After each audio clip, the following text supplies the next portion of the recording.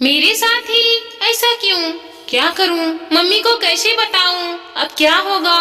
मैं तो ठीक से बड़ी भी नहीं हुई। इतना कुछ करना था मुझे अपनी जिंदगी में, डॉक्टर भी तो बनना था। कितना दुखी होंगे सब और पापा कितना रोएंगे।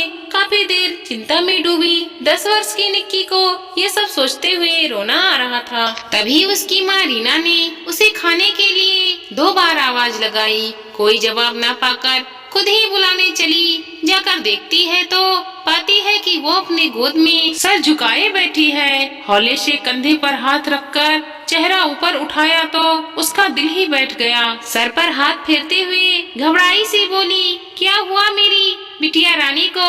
देखो तो रो रो कर चेहरा लाल हो गया है। बोल मेरी प्यारी गुड़िया। निक्की ने सुसुकते हुए बोलना शुरू किया, मम्मी मुझे क्या हो गया है? शायद मैं मरने वाली हूँ क्या? ये क्या बोल रही हो?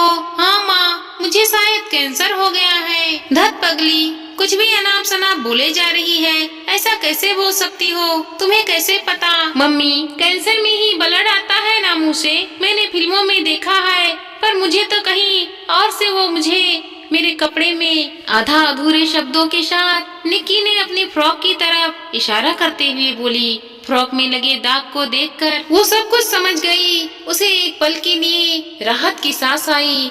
निक्की का वहम बेवजह था, लेकिन उसके सामने अब सबसे बड़ी चुनौती थी उसके मन से डर को निकालना और महामारी के बारे में समझाना। रीना ने उसे अपने सामने बैठाई और बोली, सबसे पहले तो बेटी मुझे माफ कर देना। मेरी वजह से तुम्हें इतनी मानसिक पीड़ा झेलनी पड़ी। मुझे पहले से ही इसकी जानकारी तुम्हें दे देनी चाहिए थी। खैर, सबसे पहले ये बताओ कि तुम्हें किसी तरह का पेट में दर्द तो नहीं हो रहा है? नहीं मम्मी, हल्की सी मरोड़ सी उठ रही है बस। देखो मेरी प्यारी सी गुड़िया, तुम्हें कोई कैंसर वैंसर नहीं हुआ है। और जो ये स्थिति है जिससे तुम डर रही हो, इसे महामारी या पीरियड कहते हैं, जिसका सामना हर लड़की और औरत को करना पड़ता है। नहीं मम्मी, ये मेरे साथ ही हुआ है। आप झूठ बोल रही हो। नहीं निक्की बेटा, मैं भी इस प्रक्रिया से हर महीने गुजरती हूँ। तुम्हारी बड़ी मम्मी की बेटी दीपा और तुम्हारी पड़ोस वाली सहेली ईसा भी। ना यकीन हो जो मुझ पर, तो पूछ ही लेना उससे।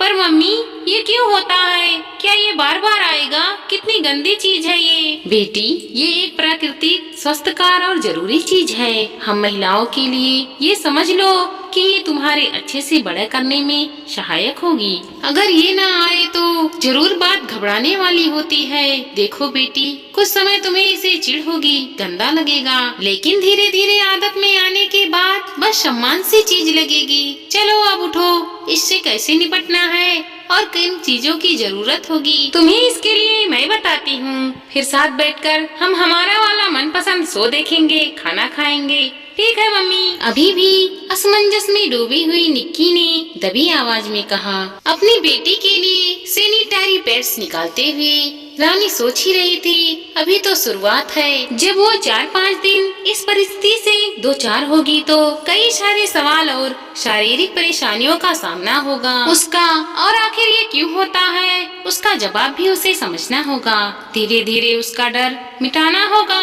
अभी इसी वक्त एकदम से सारी चीजें समझाने बैठी तो समझने की बजाय डर जाएगी। इसीलिए उसने तय कर लिया कि उसे एक दिन बैठाकर सब कुछ अच्छे से बता देगी, ताकि ये प्रक्रिया उसकी बेटी के लिए सहज हो जाए, ना कि बोझिला। और इस बात को लेकर भी निश्चय किया कि ऐसी गलती वो दोबारा नहीं करेगी। अपनी दूसरी 5 साल की बेटी को भी सब कुछ पहले से ही बता देगी। दोस्तों, हमारी ये छोटी सी वीडियो आपको अच्छी लगी तो लाइक करें, शेयर करें, सब्सक्राइब करें। धन्यवाद दोस्तों।